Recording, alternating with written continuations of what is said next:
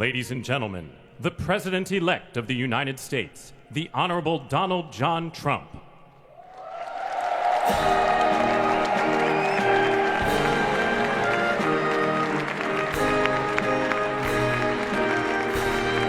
Donald Trump बन चुके हैं अमेरिका के 47वें राष्ट्रपति। जी हां, उन्होंने 20 तारीख को शपथ समारोह में राष्ट्रपति की शपथ ली और इस शपथ समारोह में विश्व के प्रमुख लीडर्स सम्मिलित रहे।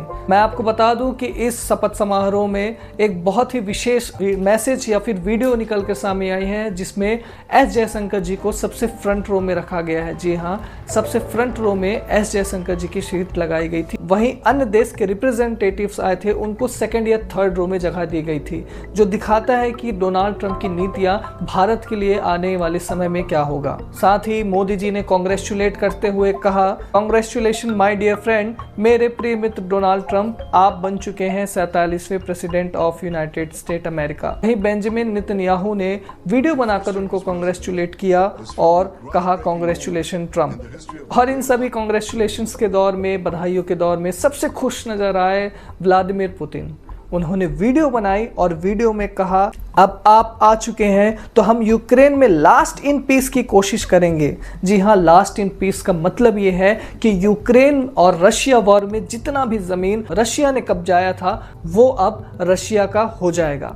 इसका मतलब यही है कि जो लंबे समय तक युद्ध चला उसमें रशिया की जीत हुई और कुछ जमीन जो उन्होंने हड़पी थी वो अब रशिया का हो चुका है। साथ ही बात करें उनके उपराष्ट्रपति की तो वो है जेडी वेंस।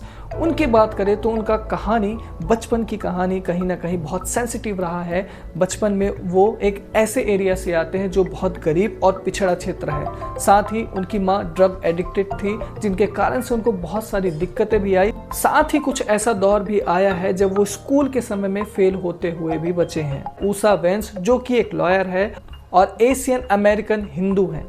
और इस पूरे कार्यक्रम में सबसे खुश दिखे इलॉन मस्क। जी हाँ, उन्होंने इस कार्यक्रम का भरपूर मजा लिया, आनंद लिया और झूमते नजर आए और इनको कहीं ना कहीं इलॉन मस्क भी कहा जा रहा है। और मैं आपको बता दूं, कहीं ना कहीं इलॉन मस्क को बहुत बड़ा फायदा हो रहा है डोनाल्ड ट्रंप के आने से। देखिए, डोनाल्ड ट्रंप अब डोनाल्ड 2.0 बन के आए हैं, क्योंकि कहीं ना कहीं he thinks that he is on a mission after his returning of life और after attack on his life. क्योंकि उनके चुनाव प्रचार भाषण के दौरान फायरिंग हुई थी, जिस पे एक बुलेट उनके कान के बगल से निकली और वो जिंदा बच गए। साथ ही डोनाल्ड ट्रंप आते ही कई एग्जीक्यूटिव ऑर्डर पर फैसला लिया और साइन किया। इसमें से कुछ फनी है और कुछ सोचने लायक है कि डोनाल्ड ट्रंप ने ऐसे क्यों किया। पहला ऑर्डर इनका यही है कि वो टिकटॉक को अनबैन कर रहे हैं। जी हाँ, टिकटॉक अमेरिका से अनबैन हो रहा है। ये बहुत फनी सोचने में और सुनने में लग रहा है, लेकिन अमेरिका के युवा और अमेरिका के लोग टिकटॉक से एडिक्टेड हो चुके थे एज लाइक अ ड्रग। जी हाँ, जैसे ड्रग का सेवन करते हैं वैसे ही टिकटॉक का यूज़ अमेरिकन पीपल कर रहे थे। इवन डोनाल्ड ट्रंप ने ये कहा कि टिकटॉक का यूज़ मैं भी करता हूँ, जिसके लिए 75 दिन के लिए टिकटॉक को अनबैन किया है। दूसरी बड़ी ऑर्डर पे उन्होंने साइन किया वो है WHO के संगठन पर। जी हाँ, WHO की सदस्यता से वो अपना नाम वापस ले रहे हैं, क्योंकि उनका मानना है कि 2020 और 21 में आया हुआ कोरोना पेंडेमिक में WHO की अच्छे से काम नहीं हुई, जिसके कारण से वो चुनाव हार गए, जिसके कारण से वो अब सदस्यता अब वापस ले रहे हैं।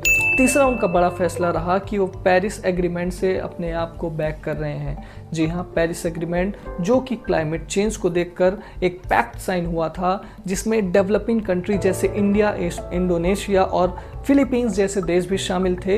इनको ये फंड प्रोवाइड करते थे जिससे क्राइसिस मैनेज हो सके और क्लाइमेट चेंज पर कंट्रोल पाया जा सके।